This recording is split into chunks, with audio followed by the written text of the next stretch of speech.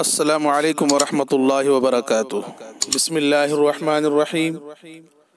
عقائد کا سلسلہ چل رہا ہے۔ آج جو بات عرض کرنی ہے وہ یہ ہے کہ بعض حضرات کا یہ خیال ہے کہ انسان مرنے کے بعد دنیا میں اس کی روحانی گھومتی پھرتی رہتی ہے،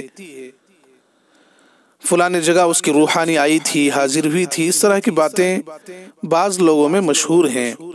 اصل میں یہ لوگ حضرت عبداللہ ابن عمر ابن عاص رضی اللہ عنہ کے یہ قول سے استدلال کرتے ہیں۔ ان کا قول ہے عن عبداللہ ابن عمر ابن العاص قال الدنیا سجن المؤمن و جنت الکافر فاذا مات المؤمن یخلی سربہ یسرح حیث شاء، کہ حضرت عبداللہ ابن عمر ابن عاص رضی اللہ عنہ نے فرمایا کہ دنیا مومن کی قید ہے، اس کی جیل ہے، قید خانہ ہے، اور کافر کی جنت ہے۔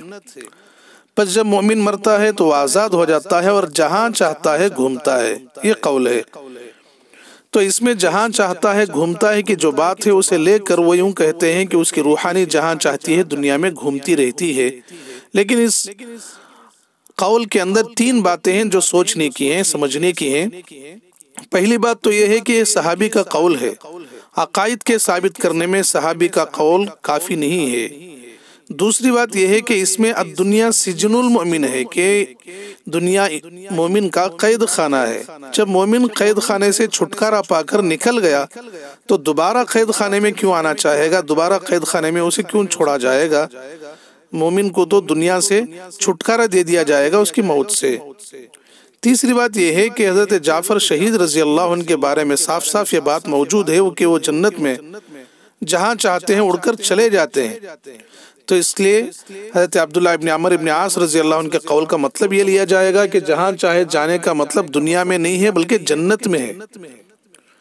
جیسے روایت ہے عن ابی ہریرہ رضی اللہ عنہ قال قال رسول اللہ صلی اللہ علیہ وسلم رأیت جعفرا یطیر فی الجنت مع الملائکہ، کہ حضور صلی اللہ علیہ وسلم نے فرمایا کہ میں نے جعفر رضی اللہ عنہ کو دیکھا کہ فرشتوں کے ساتھ جنت میں اڑ رہے ہیں۔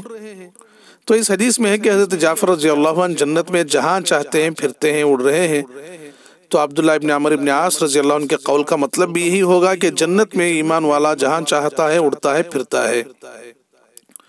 ایک اور روایت ہے عن مسروق قال سألنا عبداللہ هو ابن مسعود عن هذه الآية ولا تحسبن الذين قتلوا في سبيل الله أمواتا بل أحياء عند ربهم يرزقون قال أما إنا قد سألنا عن ذلك فقال أرواحهم في جوف طير خضر لها قناديل معلقة بالعرش تسرح من الجنت حیث شاءت ثم تأوی الى تلک القنادیل، کہ حضرت عبداللہ ابن مسعود رضی اللہ عنہ سے میں نے اس آیت کے بارے میں پوچھا کہ جو لوگ اللہ کے راستے میں قتل ہوتے ہیں ان کو مردہ مت سمجھو بلکہ وہ زندہ ہیں، اپنے رب کے پاس روزی دیے جاتے ہیں۔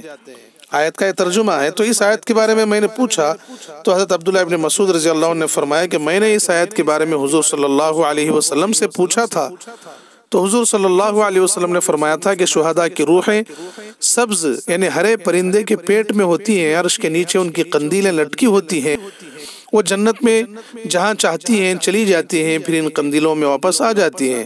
تو اس حدیث میں بھی ہے کہ جنت میں جدھر چاہتے ہیں وہ چلے جاتے ہیں۔ تو عبداللہ ابن عمر ابن عاص رضی اللہ عنہ کے قول کا مطلب دنیا نہیں ہے بلکہ جنت ہے۔ اس لیے یہ کہنا کہ روحانی پھرتی رہتی ہے یہ غلط بات ہے۔ روحانی اللہ تعالیٰ کے پاس عالم برزخ میں ہوتی ہے۔ اللہ تعالیٰ ہمارے عقائد کو مضبوط فرمائے، خاتمہ بالخیر نصیب فرمائے۔